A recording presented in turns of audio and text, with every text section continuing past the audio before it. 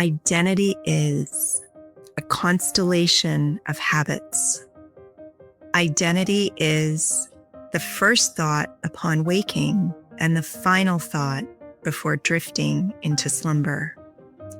Identity is selecting which belongings to shove into a backpack when the fire alarm goes off. Identity is choosing the most fitting avatar to represent your insides. Identity is having an idea of who you think you need to be in order to be yourself. Identity is realizing we are more shaped by the cult in the word culture than we realize. What I know about identity is that defining ourselves in order to be ourselves is not always necessary.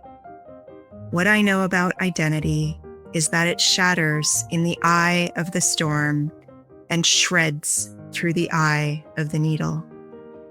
What I know about identity is that when it dies, it swallows every belief and offers a forgiving blank canvas to begin again. Welcome to the House of Jermar podcast, where wellness starts within. The House of Jermar is a lifestyle brand, empowering women to live all in through interior design and personal wellness. We are a destination for women ready to reimagine what is possible in their homes and lives, and then create it. We are honored to have you join us on our mission to empower 1 million women to live all in. I am your host, Jean Collins, and I invite you to become inspired by this week's guest. Welcome to the House of Jermar podcast, where wellness starts within. I'm your host, Jean Collins, and today's guest is an author, just like me. I'm so excited to talk to her. So this is Rhiah Krista. Hopefully I'm pronouncing that correctly, or at least somewhat close. And she is the author of this incredibly beautiful book, everybody. Life's Poetic Glossary, and I'm showing it for people that can actually see it. This book is so beautiful. It's about the humanity of everyday words. And I will say, when I received this book, first of all, the book is beautiful, and it came with this most incredibly handwritten, gorgeous note. So you are truly a creative person, which I can resonate and connect with. But one of the things we're going to talk about is not just the book, your journey to writing the book, what the book is. But when I first got it, I was like, Poetic Glossary. I'm not into poems, but I have to tell you, I was so into this book. I've already gifted it to someone. So Rhiah, welcome to the House of Jermar podcast. I'm so excited to talk to you. Thank you. I'm delighted to talk with you too. I'm really excited to, have a rich conversation around all these angles about how we come to be the way we are as creatives and as writers. Yes. Yes. Well, and thank you for joining us. Just so everyone knows, she lives in LA, and we are recording this a little while after the height of the LA fires. And so she is safe, and almost everyone she knows is safe. So I always want to commend people who are living in LA, who are taking the time to do things like join us on our podcast and be guests, because there's a lot going on in your community and it's kind of a stressful time. So thank you for being willing to still be a guest on the show. Thank you. I appreciate that. Yeah, you're welcome. And it's really wonderful to have a focus like this to dive into beyond what's happening in the world. So I appreciate that. Beyond what's happening outside your front door. Yeah. Yes. Well, good. Let's talk all things creative and poetry. And also, there's a little spirituality that's going on in your book. And there's definitely wellness and connection. So I'm really excited to dig into that. But before we do, I love to share my guests' stories and career journeys, because you didn't start out being a poetic writer. And so I would love to learn a little bit more about you and your background and how you got to where you are today. Thank you. I have had a very poetic journey in my life. I've had many careers. I started off as an environmental advisor, and I worked for government in Canada. I'm Canadian, from Calgary, Alberta. And I worked for Ministry of Forests. I worked for the Clean Air Act. I worked for, at the time, there was a federal department called Department of Indian and Native Affairs, which is no longer in existence. But I had a real passion for saving the environment. And I was young, in my early 20s. And I found once I got into that work, it was a lot of paper pushing. And I found like in my heart and soul, I am a creative. And I want to express that creativity and have the value of my creativity be seen and received. So I then had a corporate job with full health care and views of the mountains from the 27th floor. I was well established considering I was in my late 20s at the time. And I sold my house, my car, and I moved to New York. And that's Wow. where I started a career as an actor. And I did that for just over a decade.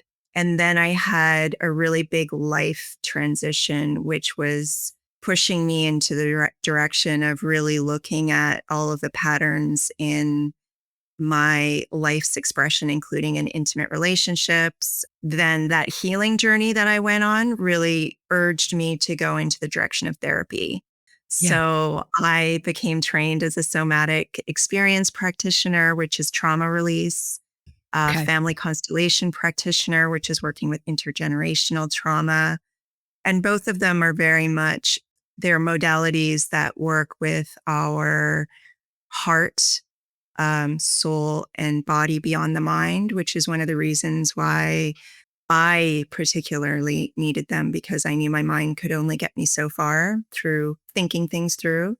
And I became very passionate about these modalities that could help people in these ways and have Yeah. profound change in their lives like I did.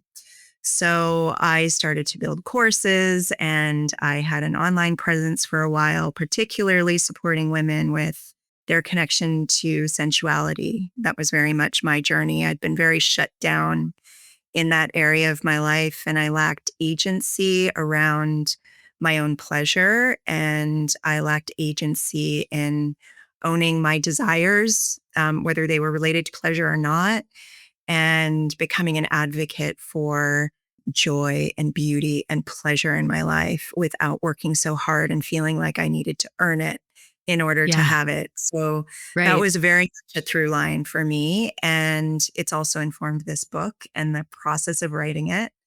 And then as I journeyed through that, I had a vision I've always had real estate investments on the side of my creative and therapeutic services.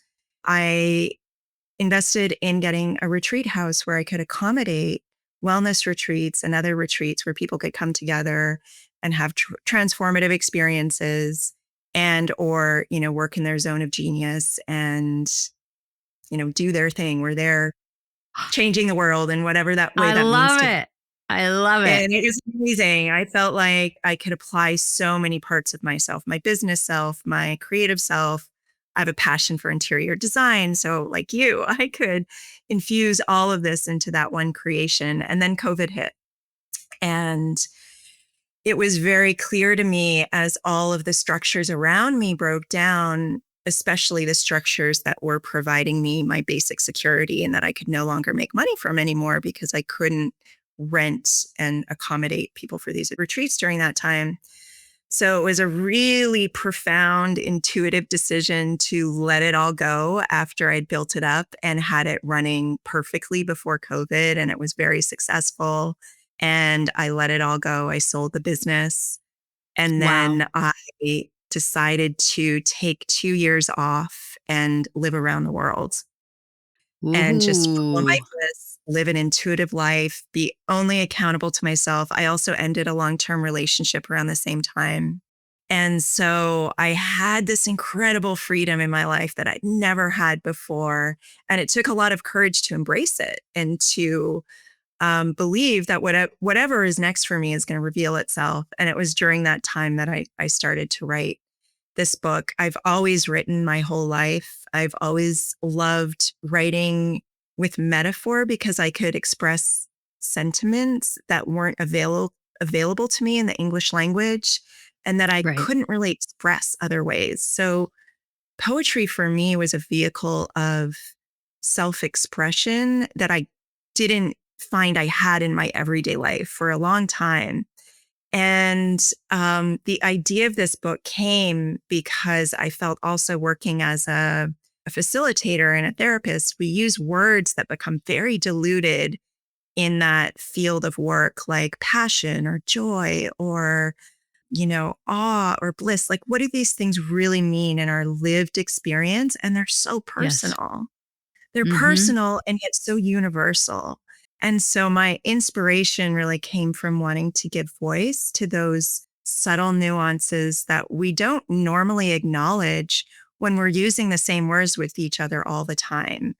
And it's also recognizing that my word for awe is, or my personal lived experiences of awe are going to produce understanding and definitions that might be very different from someone else's. And so this was my kind of my ode to expressing what's been unexpressed with language, and specifically words that have the power to be very transformational if we connect with them in the lived experience in a certain way that feels expansive, that feels generative, that feels enlivening. So Yes. I wrote that book with that lens, and it was such a pleasurable experience. It really felt to me like a meditation. So I felt nourished very much by the process of writing this book. How did you choose the words? Let's talk about that for a minute before we talk about what you wrote about. How did you decide? Because just to give some context for everybody, it's like, here, let me see. I'm going to show this for people that can actually see this on the screen. So she'll have a word, and in this instance, it's a calling is. And then Mhm. she'll have poetry about that. And some of the words, there's a little bit more, and you might have a descriptor or a sentence, or you'll describe a character that possesses that quality, which is also really fascinating. But so every couple pages, every 2 pages is based on a word. And how did you choose the words? It was a combination of a few things. One was feeling the desire to fulfill a definition that I feel these words hold that I would use in a therapeutic sense, like passion or sensuality or eros or guilt. And Guilt. these words that when we can use them in a therapeutic sense, it has such a deeper meaning than the way we use them in everyday life, kind of transactionally. Right. And so I wanted to give voice specifically to those words that I found myself using in Yeah. a therapeutic context or in a personal growth context, let's say.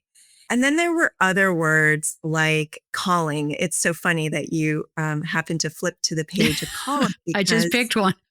I love how that's so synchronistic. You can do that with this book. You can flip to any page and it can offer something in the moment. So calling to me was a word I found myself using a lot with friends because we would talk about, what are we feeling called to? And it would mean something among my little micro group of friends. And we had a shared language and understanding around what it meant to us. But then when I started to meet other people, there wouldn't be a shared understanding around what calling meant. And what does that mean to the greater public, the greater society? And so I chose words where I found there was some kind of like cultural context that was missing for that word from my perspective.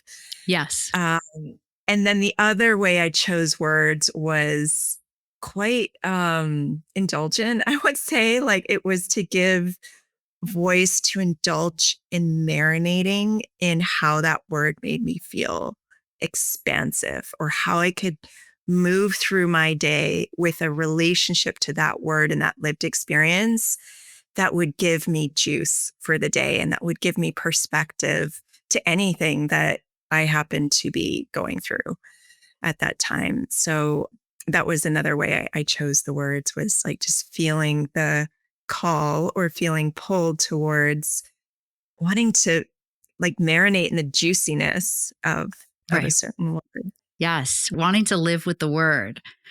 Yeah. So there's a couple of things here that I think are so interesting. Your point about you can open the book at any given point in time on any day and read the word and really think about that word and what that word might mean. And I almost kind of relate that to like a tarot card, like find an inspiration for the day. Just like you don't know what you're going to get, but trust that the universe is going to open you to a page that is going to make you think or touch your heart or enlighten you. So I think the book is fascinating in that way because you can read the whole thing. And I read it and I folded down pages of certain ones that like really spoke to me. And I was like, ooh. And some pages I sat with the page for like 5 minutes reading the words. And they're short. It's easy. It's so easy to read. But the message behind the poetry behind what you're saying about that word, like really made me pause in some instances. Mm-hmm. Which I think is really interesting. And what I also think is interesting as we're recording this in January, I have a word of the year, right? And I know a lot of people that I know that are into spirituality and personal growth. We all have words of the year. And I think your book is also really helpful in helping people potentially identify what word might resonate for them. And it doesn't need to be for the year. Maybe it's for the week, or maybe it's for the day. Maybe it's for the day. Because it doesn't need to be for the year. Maybe the word is just for the day. Try on a word for size for the day. And I think your book could be really helpful with that.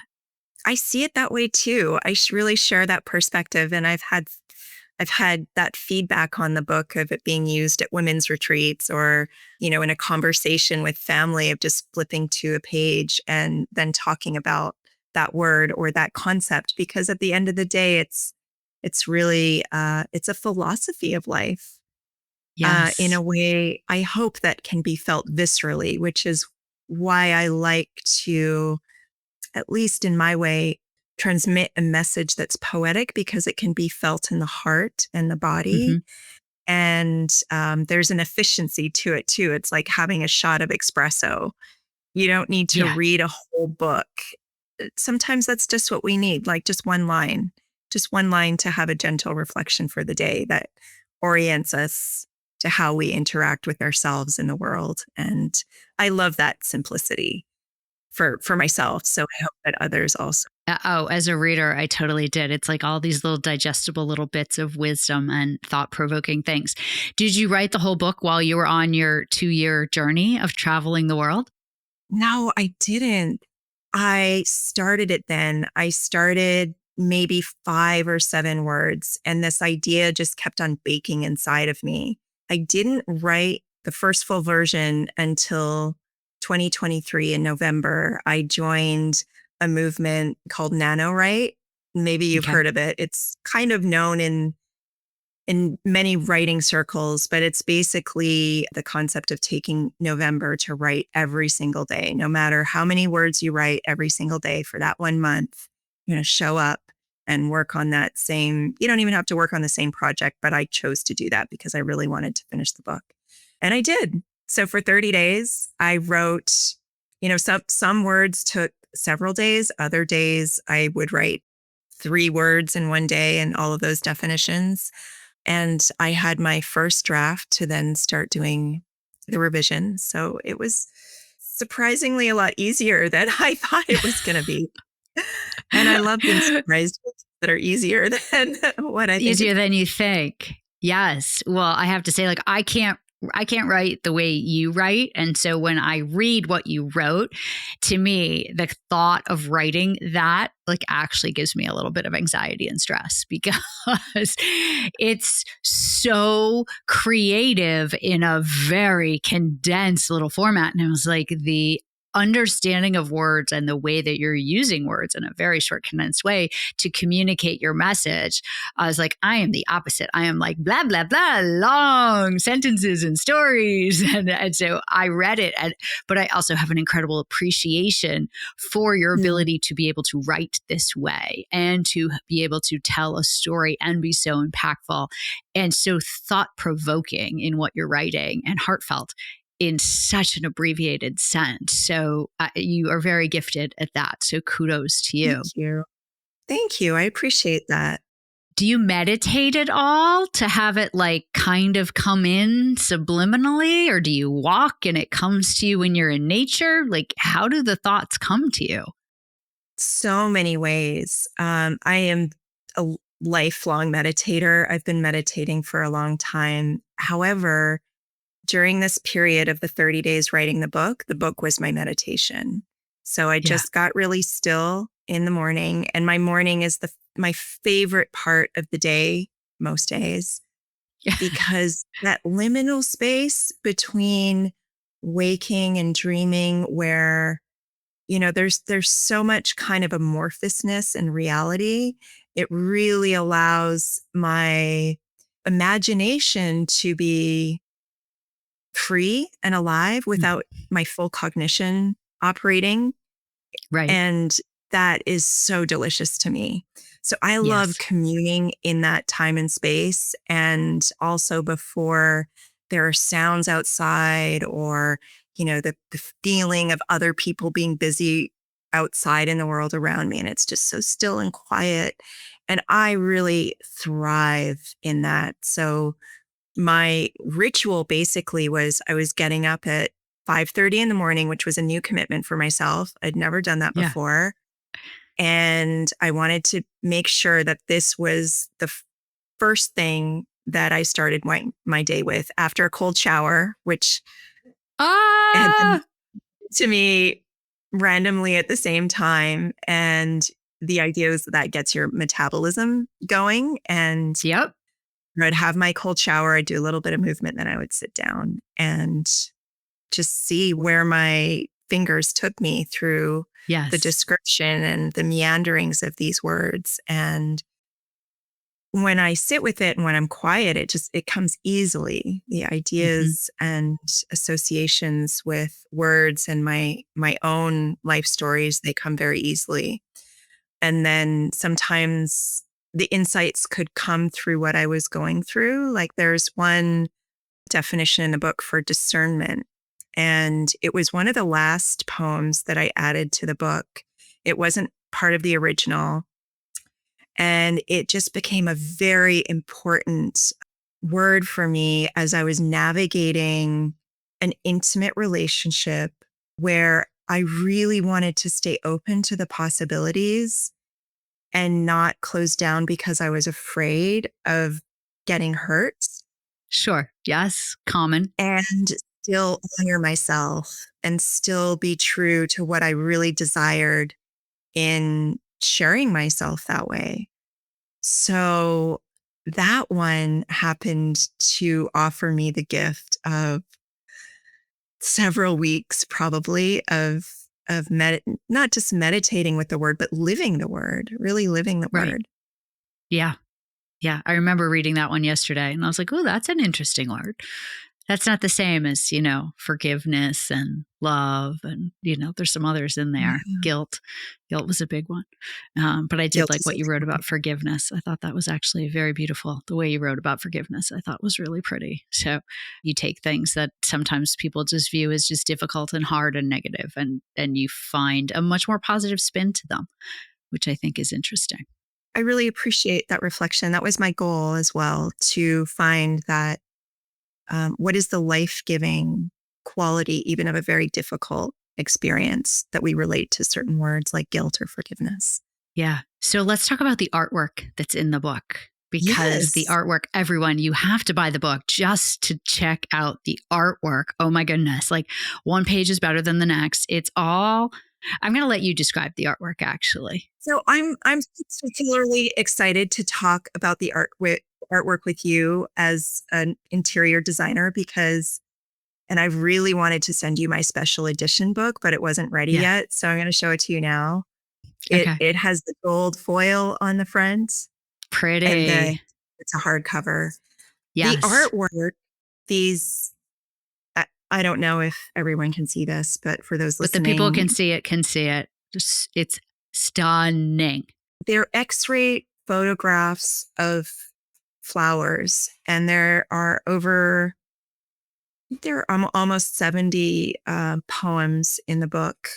One poem for each word that I chose, and there are that as many different flowers. And my choice of flower for each poem was very deliberate. But first, what I was drawn to in the X-ray image was this quality of being able to see through the essence of beauty right to the core, and seeing the different dimensions of it through a visual, like an X-ray photo.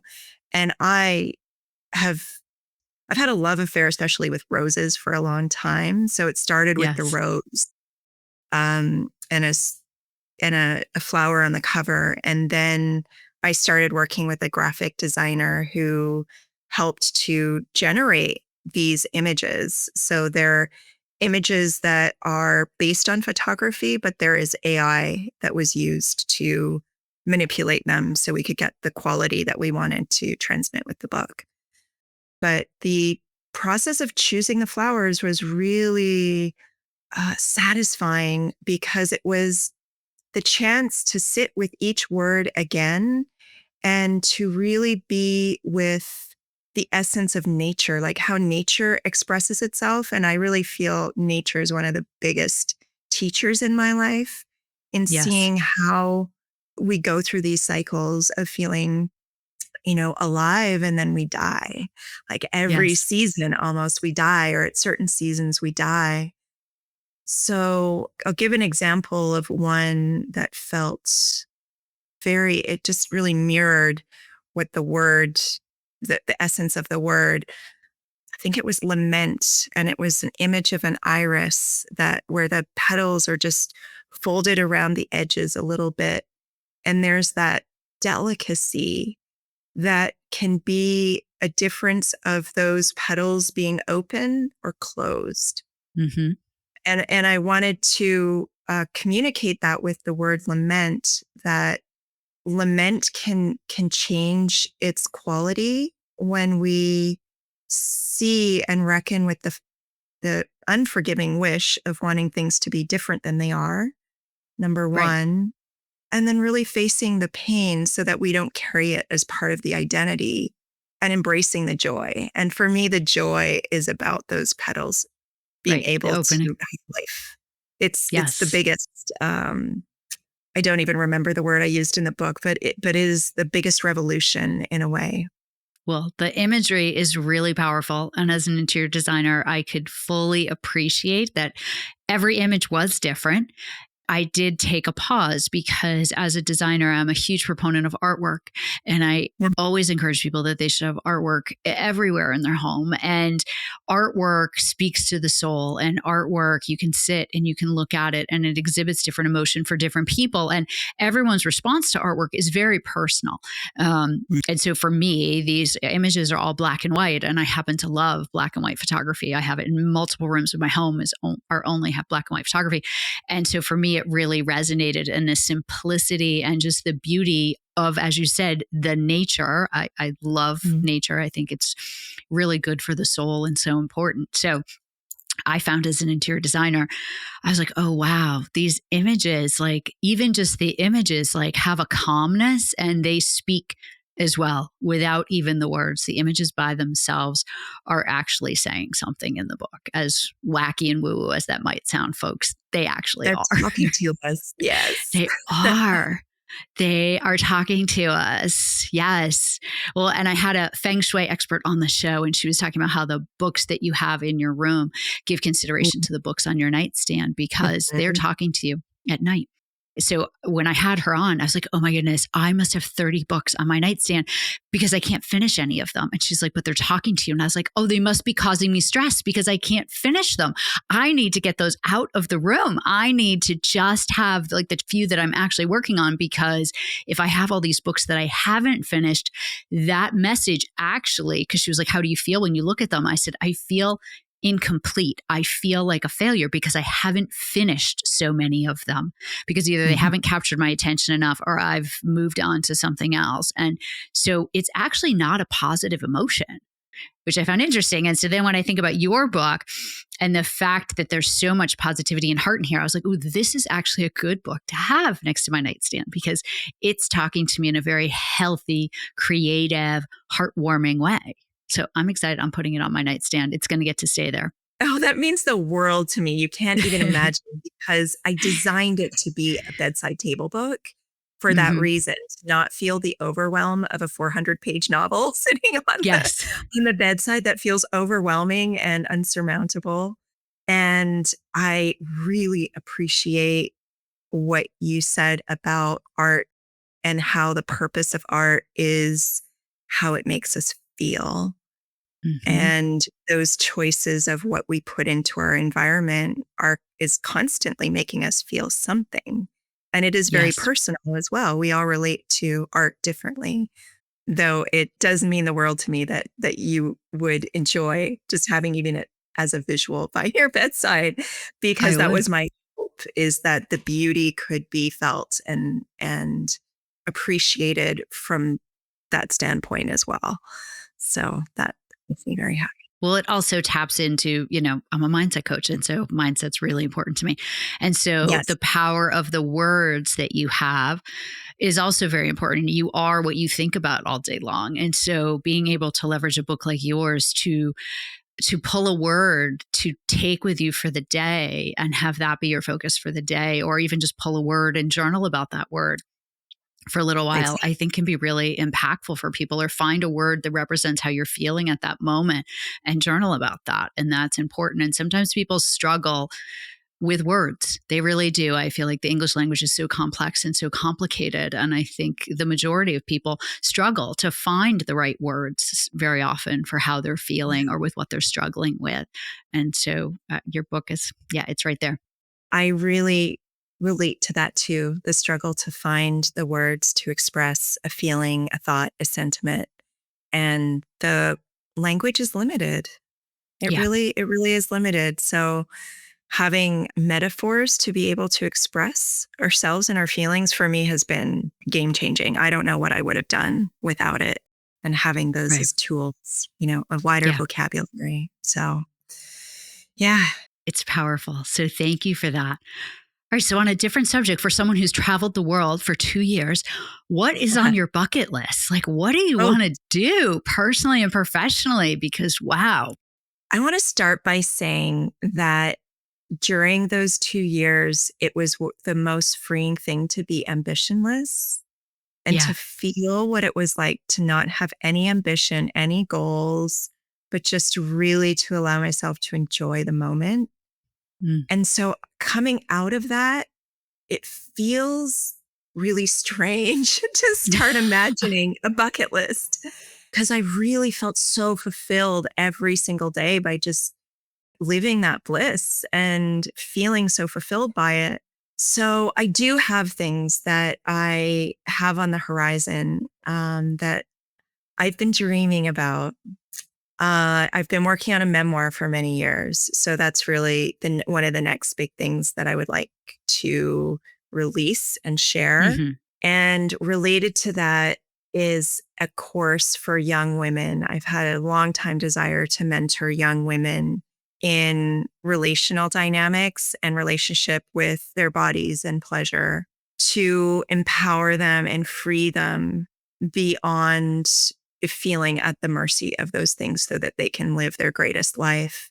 I know I Right. spent so much time in my early years, like all the way up to my 40s, being so consumed with not knowing how to navigate intimacy in my life.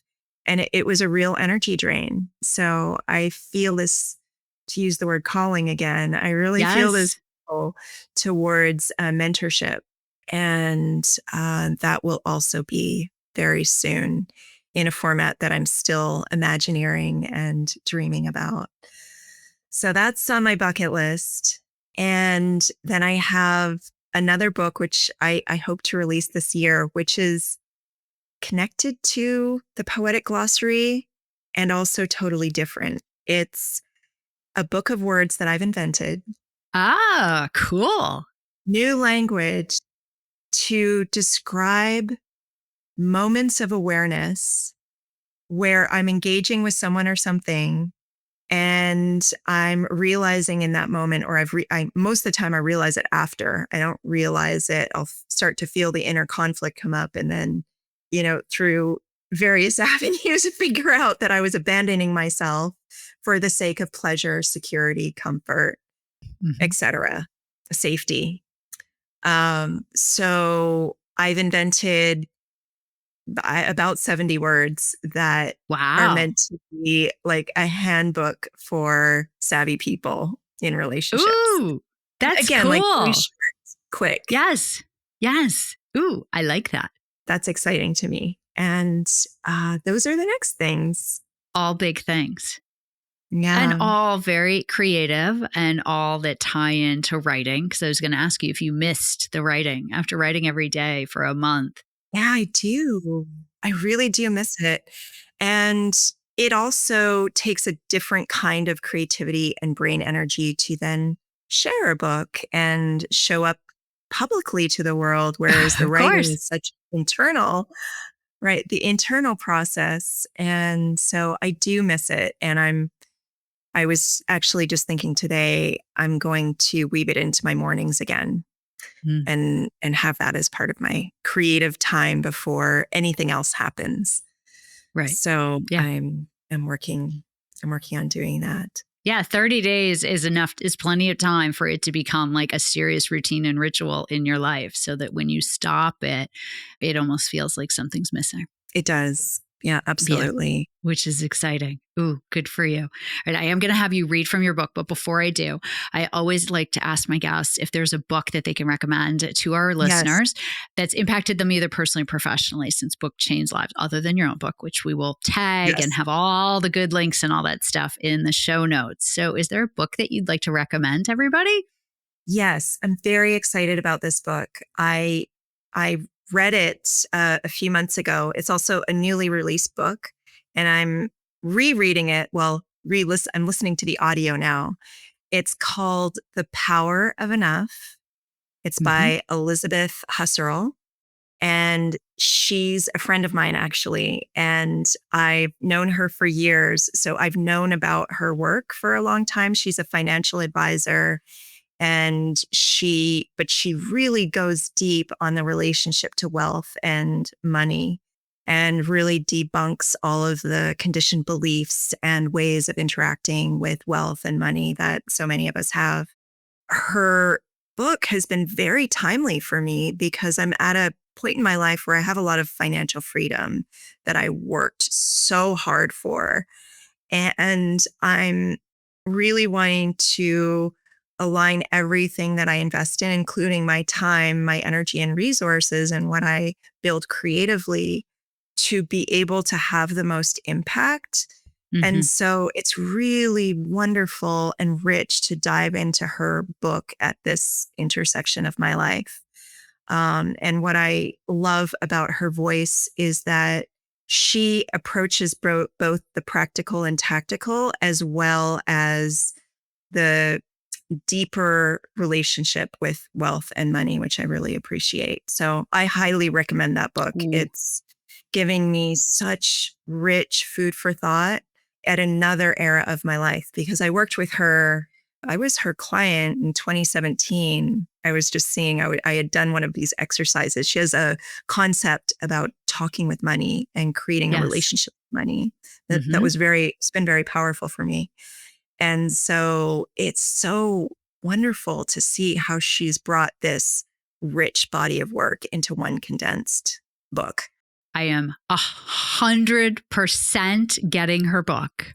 It's a subject I am fascinated by just because Me I too. struggle with it and struggle with it my entire life, my relationship with money my entire life, and having money not define my worth or my value.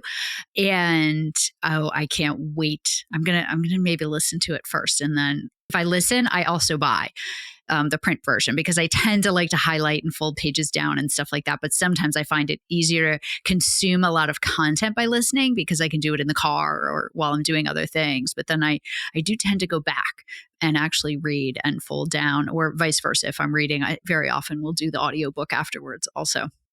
Yeah, I do the same thing. I love having Yeah. the hard copy and then listening as I walk or drive or do something, do the Yes. dishes. Totally. Oh, yeah. All the time while I work out. Oh, I love that Yeah. one. All right. Well, she sold another book because I'm going to go buy her book. So thank you very much. So I have one question for you, and then I want you to read a poem. So Rhiah, what does Rhiah mean? Does Rhiah mean anything? Or like, where did that come from? What is that? Because on your book, you're actually, I'm assuming Krista is your birth name. And so Krista is the It name is. on your book. But I'm Yeah, assuming that Rhiah is not accidental. it's not. Thank you for that question. Raya is a name that came through a meditation. And My close friends all started calling me Rhiah when I had this experience with Rhiah, and which I'll share in a moment. And so it's really been a very meaningful name for me. It happens to mean queen, but I didn't know that when I was connecting with it in a meditation.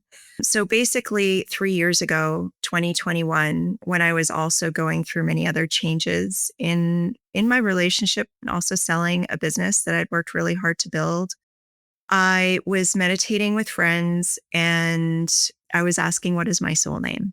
We were kind of Okay. experimenting with this as a group, and we were Yeah. all asking for our soul names. And for me, it was just fun. I was never looking for another name. I love my birth name, Krista Kujat. It's gotten me so far in life. I feel connected with the name. But when we were sitting there and meditating, and I felt this burst in my heart, and it was an energy of such freedom. And oh my God, it moves me to remember. It was such freedom and unbridled power of sharing my voice. Mm-hmm. Sure. And the image that came with it was like this soulful singer, like taking up so much space in this huge yellow dress. And it was just so incredibly liberating and freeing. And I felt it was an expression of all that I am that's always been there. It was just a whole other level. And so my friends who I was with, they all started calling me Rhiah. And it felt so incredible when they called me Rhiah. I remembered and connected with that feeling every single time. Yeah, sure. Everybody's reminding you of it. And then I started ordering my coffee at Starbucks saying Rhiah. And it felt so Oh, good when they wrote Rhiah on the cappuccino. yes. And it was an honoring of this who am I Mm-hmm. on a soulful level that is still difficult for me to put words to. But with that one name and with interacting with that name with friends and new friends, it just, I have that expansive feeling inside, and it just feeds it and nourishes it. So that's what the name means for me. And I always invite people to call me Rhiah because I delight in the joy of that connection. And I also I made the decision not to change my name. So I, built so much under Krista Kujat, and I Yes. include that as part of who I am for sure. So for my longtime friends who know me as Krista for years and years, and they all know my story of Rhiah, and yet they still call me Krista sometimes too. And that's Of course. also equally as welcome. Of course. So yes, thank you for that question. I love that though. There's so much power as you describe it. Like I can see it now. I have a whole different appreciation for the name Rhiah. I really do. Like I can visualize it. I can feel it. I can see it. I can see the power, the fact that it means queen. As soon as you said that, my daughter sometimes calls me queen. She's 18 and there's like some like coolness to the word queen. And every time she does, I'm like, yeah. Yes, Okay, cool. right. It's still something like, yes, I am. Yes, I am. I was like, okay, good. I love every once in a while that word comes out. I'm like, I did something right. Even by the 18-year-old said I did something right. So it's really powerful. So I love that. So thank you for sharing that, because now I kind of look at Rhiah a little bit differently as a lot more just soulful and powerful. And I am here. Like I am here. I am Yes. stepping into me and I am here to share my voice with the world and to make a difference, which is really powerful. So thank you for that. So I want to end the show with you reading, let's say 2 poems that are impactful and important to you, because I would love for you to be able to share your book, because we talk about poems and I speak about this because I've read the book, but I think there's so much power in someone hearing how you actually are writing something, because I think your book is very powerful. So I would love if you would pick 2 that you would read for everybody, and we can close the show on that. Oh, I would love that. Thank you. Thank you for that opportunity. Let's see. I'm thinking of identity. Mm. Identity has such a strong role in my life. I mean, now that I've just shared my story about Rhiah, identity, I think, is a really good one that connects with that. I'll just find it in my book. Good thing it's in alphabetical order. Okay. Well, an identity is also a good one because so many of us struggle with what is our identity. Yeah. Yeah. So Yeah. that's a good one. That's a powerful one. Yeah. I'll be quiet now. Okay. Identity is a constellation of habits. Identity is the first thought upon waking and the final thought before drifting into slumber. Identity is selecting which belongings to shove into a backpack when the fire alarm goes off. Identity is choosing the most fitting avatar to represent your insides. Identity is having an idea of who you think you need to be in order to be yourself. Identity is realizing we are more shaped by the cult in the word culture than we realize. What I know about identity is that defining ourselves in order to be ourselves is not always necessary. What I know about identity is that it shatters in the eye of the storm and shreds through the eye of the needle. What I know about identity is that when it dies, it swallows every belief and offers a forgiving blank canvas to begin again. Love. Touches my soul. And I remember reading that one because I remember the second line that you said about the first thing you wake up in the morning and the last thing before you go to bed. I remember that. There's a lot of power in that. What you think about when you first wake up and what you think about when you go to sleep. Very Oh, I'd love to powerful. hear more about that, how you were. Yeah, very, very powerful to think about. It's very important when you wake up in the morning, the first thing that you think about. I talk about environment. What's the first thing you see? What are the first things that your senses experience? And I talk about that from a design perspective all the time. But from a mindset perspective, it's so important to think about what are the first things that you do in the morning and what is your morning routine. And, you know, I very often just have a routine where I'll put my hand on my heart and my hand on my stomach and I'll talk about things I'm just grateful for. I'll just think in my head, like what I'm grateful for or what I would like to embody in that day as a way to start my day for myself and for my mind. And same thing when you go to sleep. I find it's really so important to just do some deep breathing before you go to sleep and just reflect on something positive about your day or yourself personally as a way to kind of wind down your thoughts to something that's very positive as opposed to our natural inclination, which is to kind of like beat ourselves up because we didn't do enough or it's too late and on and on and on and on. Yes. So that your second one was so powerful. I remember reading that last night. Oh, for me too. Yes. Thank you for filling me in on the inner life that you had as you were There you go. connecting with it. Yes. I so agree with the first thought and the last thought and gratitude being so helpful. Yeah. Such a helpful, So helpful. friend. So helpful. Yes. Correct. Yes. Okay. Poem number 2, word number 2. Okay. So I would like to read Surrender because I feel it's so connected with identity and the moments where I've had many moments where I've needed to let go of my identity to become something new. So to surrender is an essential daily supplement. To surrender is to release from the pattern of doing and allow the next step to reveal itself. To surrender is to let grief erupt, knowing it's a measure for how greatly you've loved. To surrender is to let all the scaffolding constructed around security come tumbling down. Surrender is to realize friendship with the unknown is in reach. To surrender is trusting the matrix of life has your back. To surrender is to let bliss bring you to the edge of the cliff where a gushing waterfall carries you into surprising thrills.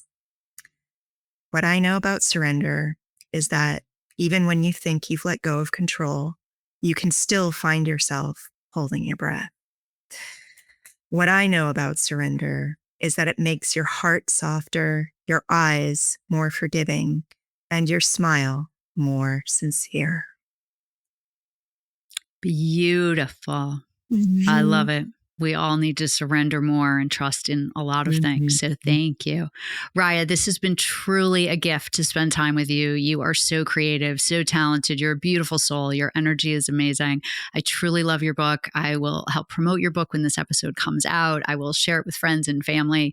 It is a beautifully written book. So thank you for sharing it with me and for sharing your time with us as well. We really appreciate it.